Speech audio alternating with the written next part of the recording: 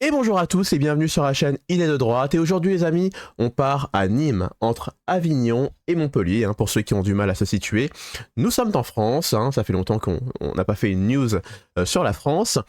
Et comme je vous l'ai dit, je suis parti de la France parce que je ne voulais pas ça pour mon futur, pour mes enfants par exemple.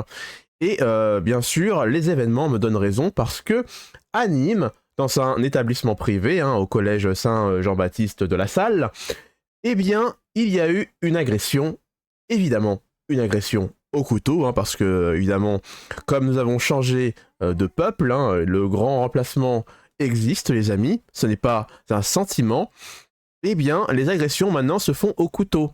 Et vous allez voir ça, il y a une vidéo qui a tourné, parce qu'il y a un jeune qui n'était pas scolarisé dans ce collège, qui est venu à l'intérieur pour régler ses comptes avec un jeune qui était à l'intérieur. Mais avant de vous montrer la vidéo, en espérant que YouTube ne me foudroie pas sur place, eh bien je vais vous lire l'article qui décrit les événements. Allez, on est parti. Pour chasser dans la cour de son établissement scolaire à Nîmes, un élève de 13 ans a reçu 3 coups de couteau dans le dos lundi 3 mars 2025, donc à l'heure où j'enregistre cette vidéo, ça fait à peu près 2 jours. Cette scène effrayante s'est déroulée en partie au sein du collège privé Saint-Jean-Baptiste de la Salle au centre-ville. Un mineur de 16 ans a été arrêté. Les faits se sont déroulés vers 16h45 lundi 3 mars au sein et aux abords du collège privé de Saint-Jean-Baptiste de la Salle, situé entre le musée de la Romanité et la gare de Nîmes au centre-ville de la capitale du Gard. Un collégien de 13 ans a été pourchassé puis agressé de plusieurs coups de couteau dans le dos par un mineur de 16 ans qui n'est pas scolarisé dans l'établissement.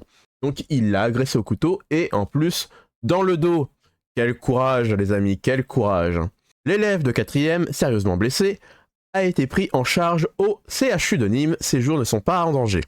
Selon les témoignages de certains élèves, cette agression aurait commencé à l'extérieur de l'établissement scolaire, l'auteur présumé ayant ensuite pénétré dans le collège à la poursuite de sa victime. Scène de panique, une collégienne a filmé la scène avec son téléphone portable. Sur la vidéo, on peut voir des collégiens en panique qui courent dans tous les sens, ainsi que des professeurs. C'est pour ça que moi j'ai trouvé ça hallucinant dans la vidéo, c'est que même les professeurs, sûrement de gauche, se mettent à fuir alors qu'ils auraient pu le choper. Mais bon, on va en parler après. Entrer dans la cour de l'établissement et en sortir. On entend des cris « Arrête, arrête, il veut le planter !» En même temps, c'est normal, il a un couteau. Sur cette courte vidéo, on voit l'agresseur présumé, vêtu de noir, et pas que, entrer en courant dans le collège, un couteau à la main, et en ressortir quelques secondes plus tard, toujours armé. Certains parents d'élèves présents ce matin devant l'établissement ont exprimé leurs vives inquiétudes. « Cela me fait peur de laisser ma fille au collège, je ne suis plus tranquille », affirmait l'un d'eux. L'agresseur présumé est parvenu à quitter les lieux après cette violente agression qui s'est terminée dans la rue. Ça aussi, je trouve ça hallucinant, c'est que il rentre à l'intérieur, il fait ce qu'il veut et il en ressort. Personne n'a essayé de l'arrêter. Tout le monde a fui, ainsi que les professeurs. Je préfère le répéter, ainsi que les professeurs. Sa victime, élève de 4e, doit son salut au sang-froid d'un passant qui réussit à désarmer l'adolescent âgé de 16 ans. Donc ce n'est pas un professeur, c'est un passant qui désarme le jeune de 16 ans. Ce dernier a été interpellé par la police quelques minutes après les faits dans un foyer de l'enfance à Nîmes où il est hébergé. Donc si je résume bien, ce garçon est déjà un perturbateur, la France s'occupe déjà de lui, et c'est grâce à un passant que le jeune a été désarmé. Donc on remercie ce passant. Cette scène a sidéré les élèves et le personnel du collège privé Saint-Jean-Baptiste de la Salle. Oui, enfin le personnel aurait pu se bouger. Certains collégiens traumatisés ne sont pas allés en cours aujourd'hui. Le chef d'établissement, qui a décidé d'ouvrir les portes du collège ce mardi matin à 7h30, comme d'habitude, a écrit aux parents lundi soir. Nous serons pleinement mobilisés mardi matin pour accompagner les élèves et répondre à leurs questions. Nous serons à l'écoute des élèves qui en ressentiraient le besoin.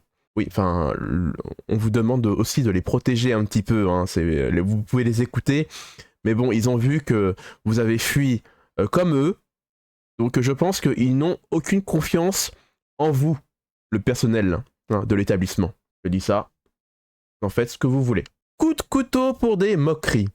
Et oui, pourquoi pourquoi il y a eu ce garçon qui est venu avec un couteau? La raison. La procureure de la République de Nîmes a confirmé que la jeune victime de cette agression a été transportée à l'hôpital Carremo à Nîmes et qu'elle était hors d'état de danger. Bon, c'est déjà ça. Il est en vie. Quant à l'agresseur présumé, déjà mis en cause auparavant dans 2 affaires pénales, évidemment, ce jeune vêtu de noir, entièrement vêtu de noir, a déjà un casier. Voilà, il a déjà des antécédents. Et c'est pour ça que la France s'en occupe. Les Français déjà payent pour qu'on s'en occupe. Merci la France, merci les Français. Il a été placé en garde à vue du chef de tentative de meurtre et intrusion dans un établissement scolaire avec une arme. Écrit Cécile Jansac. Les premiers éléments laissaient apparaître qu'une jeune fille, petite amie, lui aurait désigné la victime comme ayant proféré des moqueries à son encontre. Cette dernière était également placée en garde à vue du chef de complicité de tentative de meurtre, précise la magistrate par communiqué. Donc c'est une agression pour des moqueries. C'est vraiment une agression pour des futilités. Nous sommes en France en 2025. Tout va bien. Un surveillant de l'établissement présent lors de l'agression a tenté en vain de s'interposer et de stopper l'agresseur dans sa course selon le parquet de Nîmes. Le surveillant subissait quant à lui une ITT de 3 jours selon Cécile Gensac, la procureure de la République de Nîmes. Vous allez voir, il a rien fait. Bon, maintenant que nous avons toutes les clés en main, les amis, nous pouvons regarder la vidéo, l'étudier tranquillement, ensemble. Alors, avant de la lancer, bien sûr, c'est un peu violent. Éloignez vos enfants, éloignez les personnes qui pourraient être choquées. Et avant de la lancer, la vidéo, regardez bien, le garçon en noir, c'est l'assaillant. Et vous allez voir l'homme en bleu derrière, ça doit être un professeur ou le surveillant, le fameux surveillant. Et vous allez voir que le surveillant en bleu, il va juste essayer de poursuivre le gamin en noir, mais il va tout de suite s'arrêter et ressortir parce que il va avoir les miquettes, vous allez voir. Et maintenant que je vous ai à peu près dit ce qu'il faut regarder à peu près, eh bien c'est parti, je lance la vidéo sans la couper et on en parle juste après.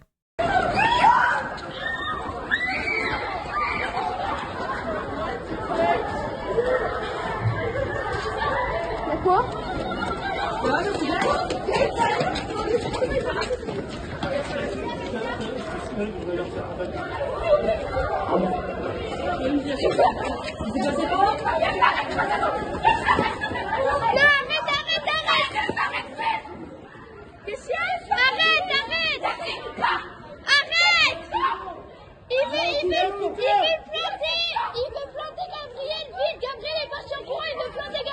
Il est parti de quel côté? Là-bas! Il veut planter Gabriel! Il veut planter Gabriel, frère! Il est parti en courant! Il veut planter Gabriel, il est parti avec le couteau!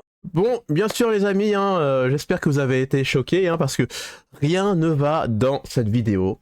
Je vous le dis tout de suite, le gamin... Il rentre dans l'établissement, personne ne l'arrête, tout le monde le regarde, tout le monde fuit, tout le monde a peur, évidemment. Le surveillant, le professeur, je ne sais pas qui il est, en bleu, ne fait rien, vous avez vu, il rentre, il regarde, puis directement, il ressort en courant.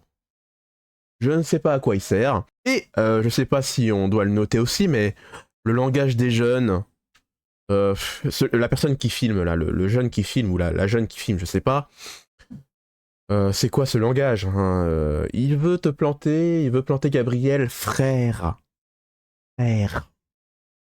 Voilà, c'est comme ça que les jeunes parlent maintenant, là on parle la langue des barbares. Voilà, après vous me dites que le remplacement n'existe pas, mais bon, en tout cas, les jeunes parlent comme eux, en tout cas. Et voilà, en regardant cette vidéo-là, je suis désolé, mais vous pouvez mettre vos enfants dans des lieux plus sécurisés, un collège privé, comme cet exemple qu'on voit, eh bien, ça ne sert à rien. Vos enfants ne sont plus en sécurité n'importe où. Et là, on a un bel exemple encore, c'est un jeune vêtu de noir, qui rentre dans l'établissement avec un couteau, personne ne l'arrête, même les adultes sur place, et ce jeune a déjà 2 antécédents, maintenant un troisième avec cet événement. Et bien sûr, la justice ne va encore rien faire. On va le mettre au même endroit en espérant que il reste calme jusqu'à sa majorité. Et bien sûr, la justice ne va pas le mettre en prison, hein, ne va pas le mettre à l'écart de la société parce qu'il est trop dangereux, parce que le système, comme d'habitude, est de gauche. Mais avant de vous quitter, je vais vous montrer aussi une petite réaction sur CNews. C'est le secrétaire général de la police hein, qui revient sur l'agression au couteau. Et bien sûr, on peut mettre en cause le jeune, mais le jeune aussi a des parents. Et j'aimerais bien qu'on punisse aussi les parents. Et l'excuse hein, de la pauvreté, comme d'habitude, moi, je ne veux pas l'entendre parce que il y a beaucoup de personnes qui sont en situation de pauvreté en France et beaucoup de personnes qui ont des enfants et qui sont en situation de pauvreté arrivent à élever leurs gamins. Ce n'est pas forcément lié. Donc j'en ai marre de cet argument pauvreté forcément égale agression. Donc oui, j'aimerais bien aussi qu'on punisse les parents. Allez, je vous passe la vidéo, c'est parti. Moi, ce que j'ai pu constater, c'est deux catégories de parents. Il y a les parents dépassés, les couples, les familles monoparentales, pas que. Et puis, il y a les parents qui laissent faire, désinvoltes, complices. Et vous l'avez très bien dit, qui ont renoncé à éduquer en se disant... il va à l'école s'occupera de tout. Je suis désolé, l'école s'occupe de l'enseignement des mathématiques, du français, de l'histoire, mais l'enseignement des valeurs, si on fait des enfants, c'est les parents. Alors qu'on le fasse bien ou mal, mais quand on aboutit au fait qu'on a un individu qui a un couteau et qui se montre d'une extrême violence, dangerosité, barbarie, c'est un problème. D'autre part, il existe un article du Code pénal, vous le savez, qui, en cas de carence éducative, peut permettre de mettre la responsabilité pénale en jeu des parents, pas que la responsabilité civile, la responsabilité pénale, si on montre qu'intentionnellement... On va pas se mentir, il est appliqué il quand n'est pas appliqué. Ah, Moi, voilà. il m'est arrivé de faire des procédures, en particulier, pour être très concret, pour des jeunes de 13 ans qui étaient dehors le soir, qui commettaient des incendies, des violences urbaines, 2 fois, 3 nuits de suite, quand... On se demande quel genre de jeune hein, de 13 ans. Désolé. J'ai fait une procédure, elle a été classée sans suite. Donc on a un problème là-dessus avec les magistrats qui choisissent d'appliquer, pas appliquer. On a un problème aussi avec cette loi qui devrait être beaucoup plus contraignante, c'est clair et net. On ne veut pas le faire en disant, idéologiquement, ses parents sont déjà victimes, ils vivent dans des endroits défavorisés, etc. C'est la culture de l'excuse qui prime en fait. C'est une insulte pour la majorité des parents qui vivent, quel que soit leur milieu social ou leurs origines culturelles, et qui éduquent bien leurs enfants. Et si on laisse ces parents, entre guillemets, désinvoltes ou complices, faire un peu la loi, ce qui va se passer, on va vers la catastrophe.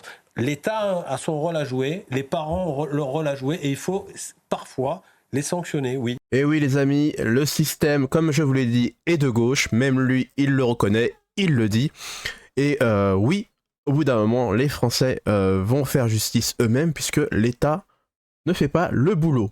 Allez les amis, en tout cas, moi j'ai fini avec ce sujet-là. Si vous avez des commentaires à faire, eh bien, la section commentaires est là pour vous. Allez-y, lâchez-vous. Comme d'habitude, je vous lis. Et bien sûr, si vous voulez m'aider, vous savez ce qu'il faut faire. Allez, je vous dis à la prochaine vidéo. Ciao!